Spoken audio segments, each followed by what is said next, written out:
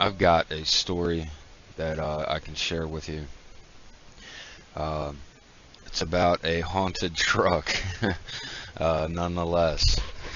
I know you've all seen Christine, and this isn't on that kind of level, but it was weird in my little world just the same. Um, this goes back to July of 2004. Um, I was sitting at home for a couple of months. I took about a 3-month hiatus from over the road driving just because it was at the time burning me out, and needed time to sit around and think. I had a friend call me. We worked together at a company back in 2000, and since then he went on to follow his dream, and he took over his father's business, running tow trucks and a recovery service out of Nashville, Tennessee. I was surprised to hear from him, and we were catching up and this, that, and the other thing, and he goes to asking me if I wanted a one-time recovery job. And I asked him what it all entailed, and he told me basically, it's not a repo or anything. There's no risk of life and limb on this one. It's just go get this truck that he promised a friend of his who bought it that he'd go recover it and bring it back to Nashville. He had no other drivers to call on to do it over a weekend, so if you got the right price, and which he did, so I jumped on my bike and I headed down to Nashville.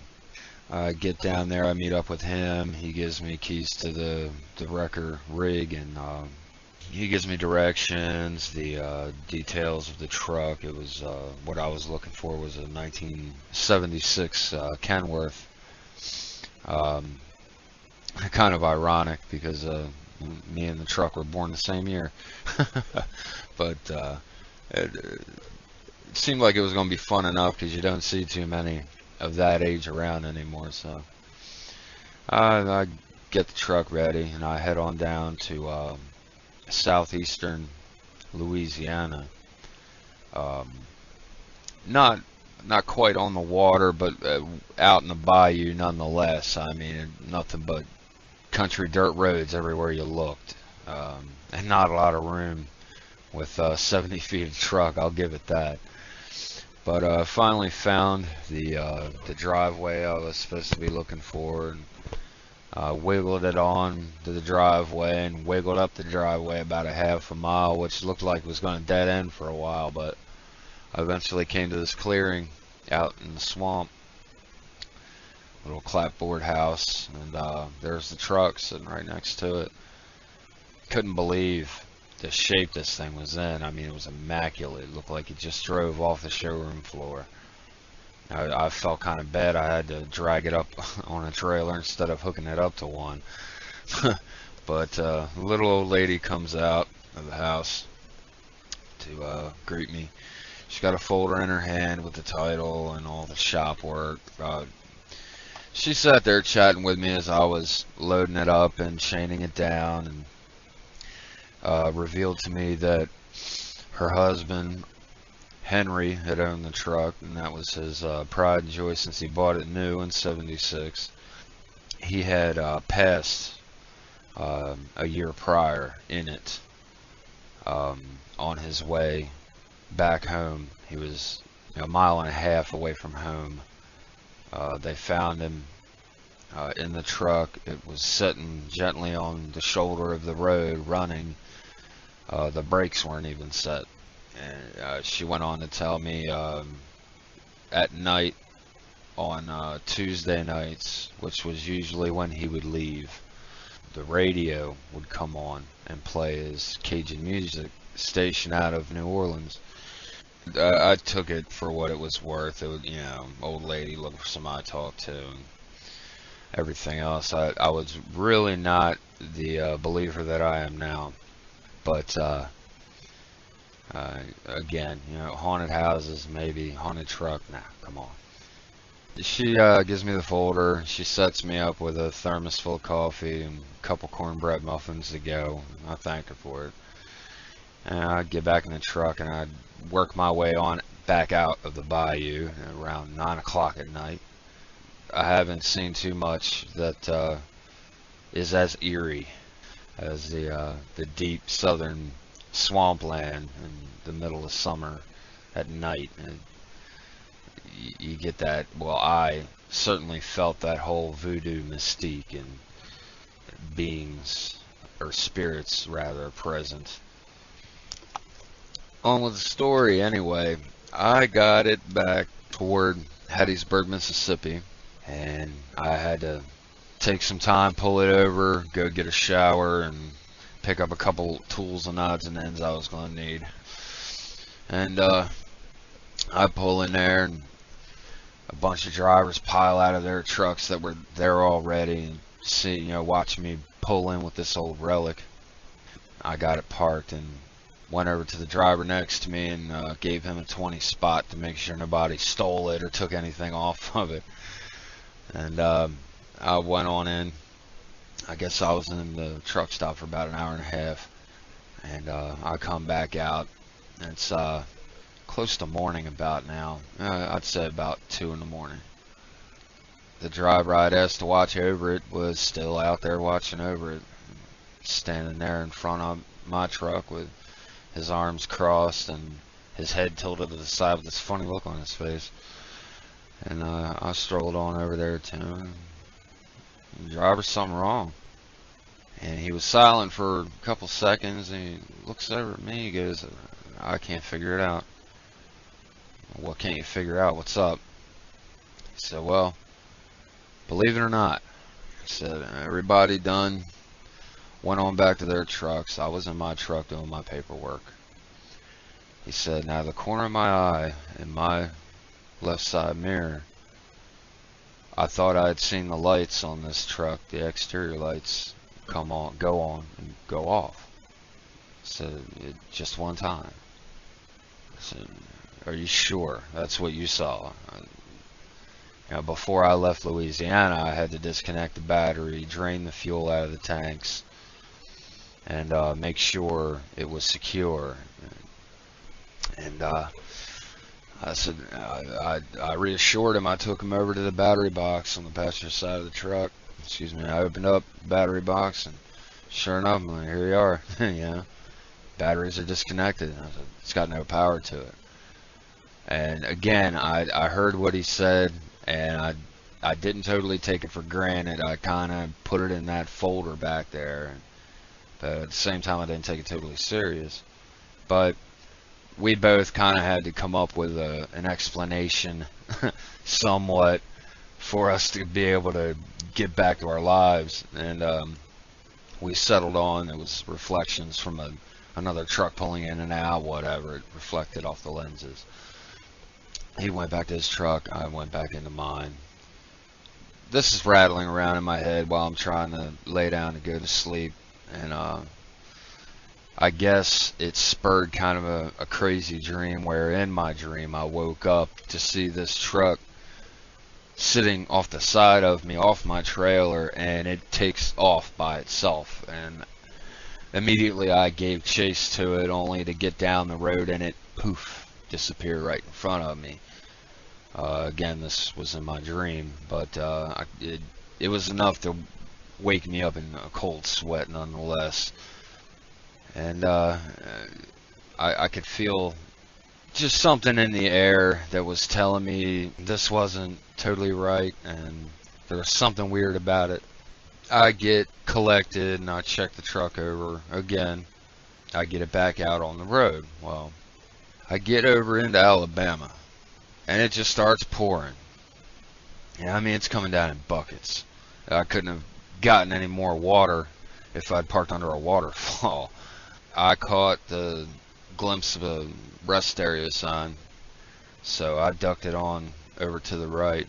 I'm crawling through the rest area, and I kind of had to get the truck on an angle and a turn to get it lined up in a parking stall. Well, as I'm looking in my left side mirror to make sure my trailer wheels are going to line up into the stall, I go to get my sight focused forward again, and out of the corner of my eye in my mirror, I could have sworn I seen the lights on this truck go on and off real quick.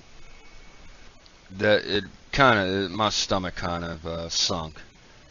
So I kind of sat there for a second. I'm going through my internal library of common knowledge and reasoning, trying to come up with an excuse for what's apparently going on. So I'm thinking, okay, there's got to be another set of batteries on this truck somewhere. So I get my rain gear on, I get out in the rain, and I'm looking up and down, left and right, inside out, underneath, on top, everywhere. No other battery source to be found. So I'm kind of befuddled, and I go back around to the original battery box on the passenger side of the truck, and I'm looking all around, make sure there's no other hot lead. Just looked over it with a fine-tooth comb, nothing. So I go to close the battery box back up, and as I'm moving my head back up in an upright position, the corner of my eye was kind of lined up with a passenger side mirror on this truck, and I thought I had seen the interior cab light on the ceiling inside come on and go off. This has weirded me out, and I looked around behind me and around me, and I'm the only person in this rest area besides a car that was on the other side of the lot, kind of over the grass on the other side of the rest area building there, but no other humans to be seen, not out in the rain like I was apparently. I get back in the truck, and it's just still pouring cats and dogs and everything else. And there ain't no way I'm going to drive in this. I set my dinky alarm clock for a couple of hours, and I try to catch a nap. And I found it hard trying to fall asleep, but eventually I got there. My alarm clock didn't do its job sufficiently, and I overslept by about 5 hours. And woke up around 8:30, 9 o'clock that night to a truck air horn. And that's pretty much enough to get a corpse out of the box, if you know what I mean. It's definitely not any way you want to get woken up, because it'll just fray your nerves. Totally.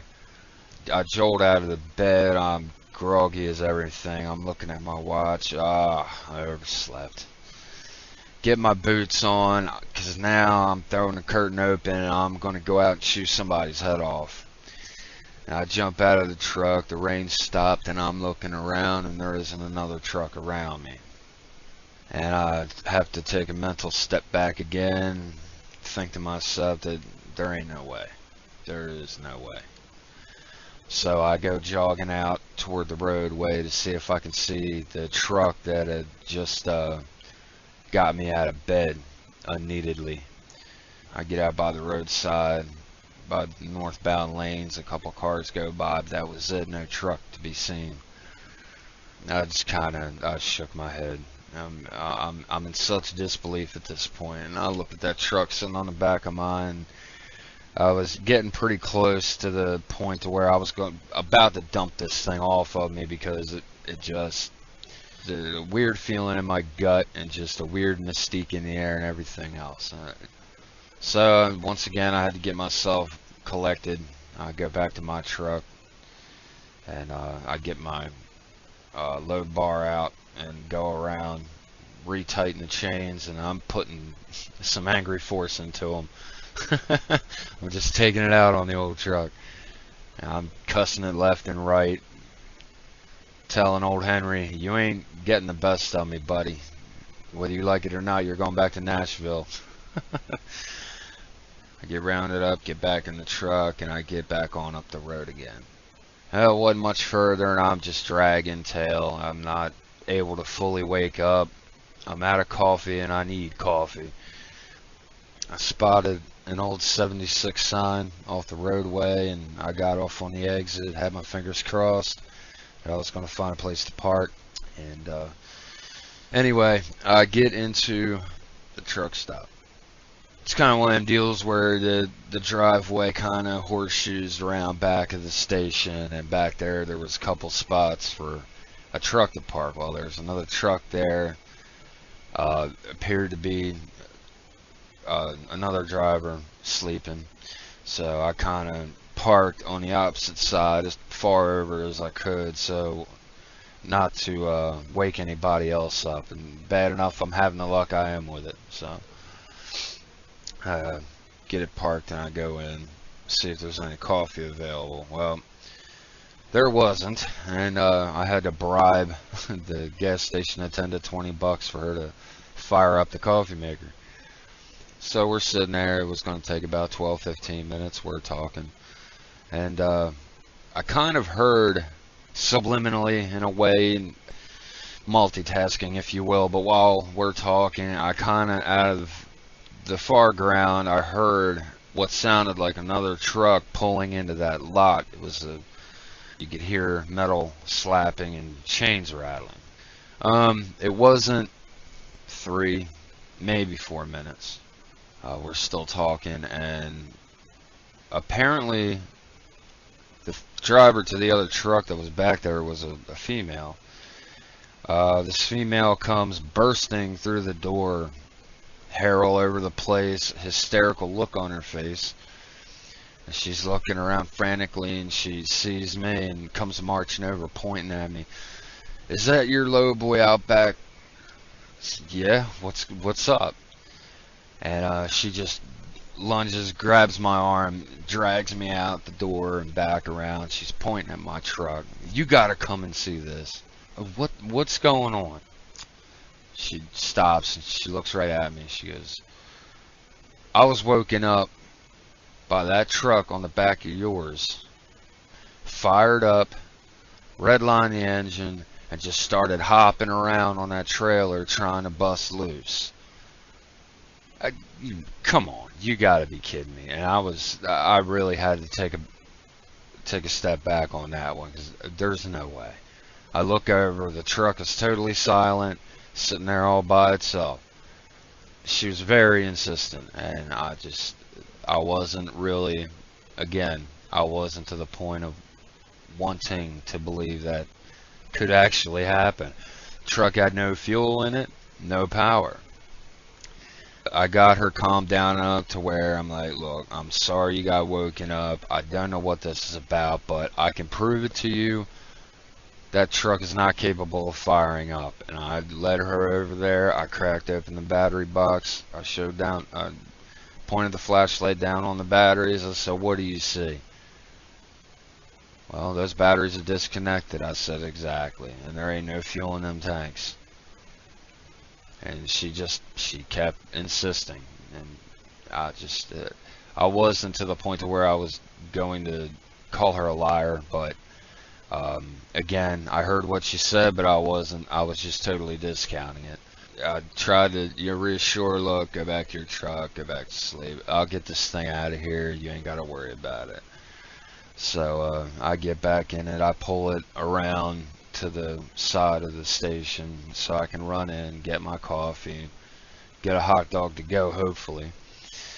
And the attendant, she was all jumping about. "What's going on? Do I need to call the cops?" I'm like, "No, calm down. Something happened out there with my truck. I made up a dumb excuse. I didn't set the brakes. It rolled forward a little, woke her up, yada, yada, yada."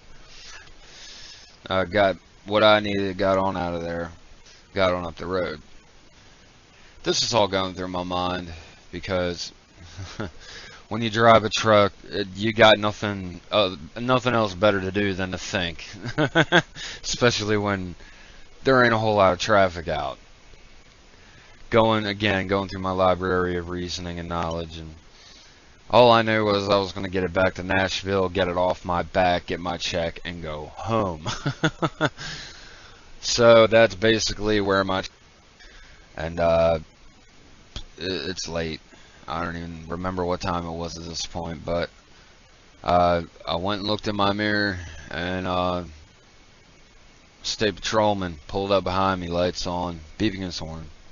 "Driver, pull over." And I'm thinking to myself, great.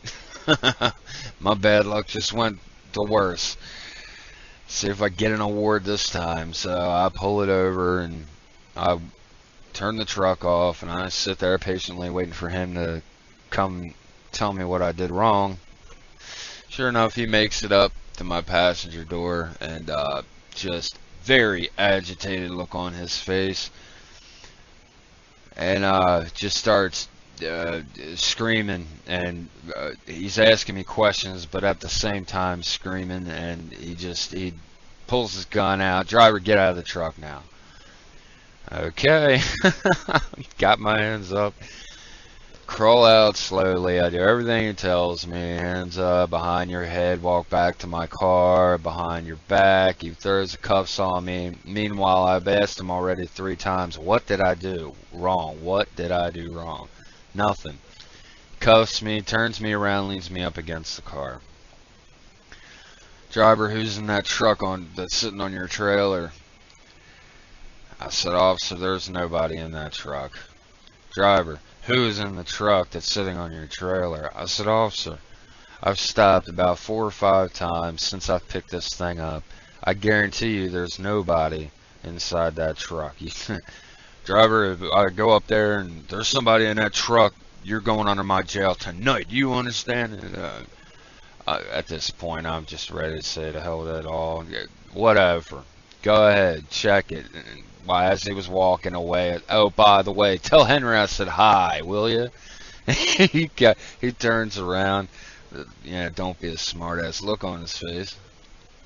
So he moves on up there with his flashlight and his gun, and he's all up on looking under it and on top, and he's in and out both sides of the truck, cussing about. He's not finding nothing, scratching his head, and he can't figure out why he's not finding somebody in that truck. Well, he eventually works his way back, puts his gun away, and he walks up to me and says, well, driver, I think I owe you an apology. I said, well, before you go that far, can you first tell me why you pulled me over? And he pauses for a couple seconds, and he goes, well, I was parked in the median back there when you went by me. He says, you weren't speeding, you looked okay as you were going by, so I was going to let you go on. He said, but as soon as you went by and I got to look on the backside of you, he said, I noticed the brake lights on this truck that's on your trailer were flashing. And it wasn't hazard style. It had a rhythm to it. He said, so I jumped in and gave chase to you to see what's going on. He said, the closer I got to you, he said, I watched those tail lights and I'd recognize them as Morse code, SOS. He said, so that's when I threw the lights on you, pulled you over. SOS? Are you kidding me? It's got no power. The batteries aren't connected. There's no possible way. I've checked the truck a couple of times. There's no extra batteries on the truck. There's no power, nothing connected. Driver, I don't know what to tell you. I said, bring your flashlight. And if he gets the cuffs off me, we go over there with his flashlight, prove to him, look, there is no power to this truck. Driver, are you sure there's no other battery? I am positive. And he puts his head down. He's sitting there thinking for a second. Says, well, do you have any a complaint you want to file? I said, I just want to get this truck to Nashville. He goes, driver, you have a good night. And he couldn't get out of there faster. I'm standing there on the shoulder. I mean, I've seen my share of weird things, and my temper has been tested quite a few times. And I give Bobby, my friend who put me on this job, a call. I got him out of bed. Send another driver down here. I'll meet him in Birmingham, but they're bringing it the rest of the way back. What are you talking about? What's wrong? I said, man, this thing is cursed. It's voodoo all over. It's something. I said, but lights are coming on. It's starting up by itself. I got cops pulling me over. The batteries aren't connected. There's no fuel in it. Nothing. I was like, this thing is wigging me out. I'm on the verge of losing it. Send me a shrink while you're at it. He's like, what kind of drugs are you on, Lee? Dude, I'm telling you, there's something weird about this truck. And we went back and forth, back and forth. Eventually, he coaxed me into bringing it the rest of the way. Well, I get it back up to Nashville in the morning. I parked the trailer by one of the shop doors, so all he had to do was tilt it up and roll the thing right into the shop. And I got away from it. I parked the truck end of it on the other end of the lot, and I just sat there until Bobby came in the morning. I just stared at it.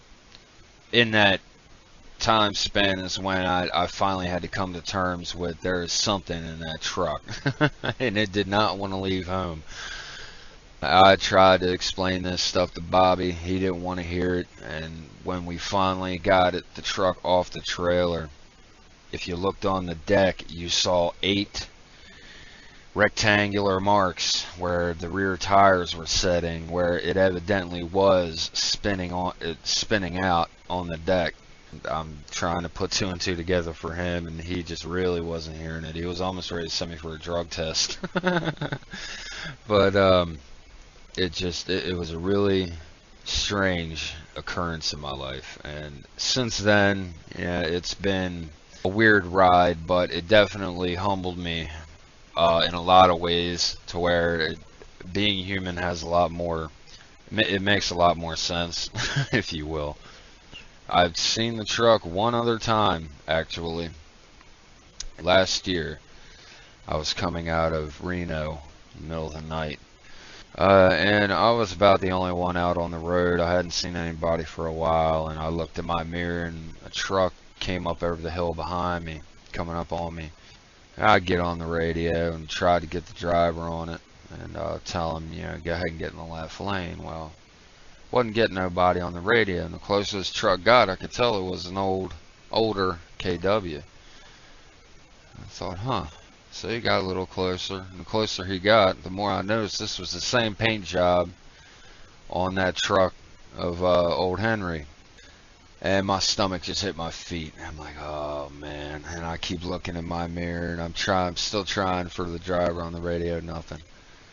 And as the truck is going by me at 10 clicks faster than me, I noticed all the windows were mirror tinted like aviator sunglasses. So you couldn't see in.